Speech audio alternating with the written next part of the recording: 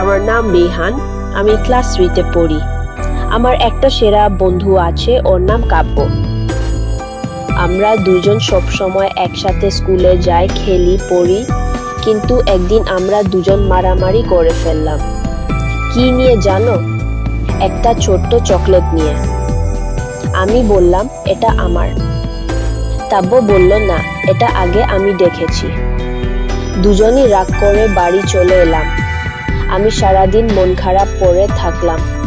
খেলা করলাম না, পড়াশোনা মন দিয়েও করতে পারলাম না। সবকিছুই ফাঁকা ফাঁকা লাগছিল। পরের দিন স্কুলে গেলাম, দেখি কাব্য মন খারাপ করে আছে। স্যার আমাদের বললেন, বন্ধুত্ব মানে একে অপরের পাশে থাকা, ছোট খাটো ভুল মাফ করে দেওয়া। আমি আর কাব্য দুজনই বুঝলাম, এত ছোট ব্যাপারে ঝগড়া করা ঠিক হয়নি। আমি এগিয়ে গিয়ে বললাম, দেখ কাব্য, ওই চকলেট তুমি খাও, কিন্তু আমাদের বন্ধুত্ব আগের মতো থাকুক। কাব্য হাসলো, আমাকেও একটা চকলেট দিল। আমরা আবার বন্ধু হয়ে গেলাম। এরপর থেকে বুঝেছি, বন্ধুত্ব মানে শুধু মজা নয়, মনের বড়তা।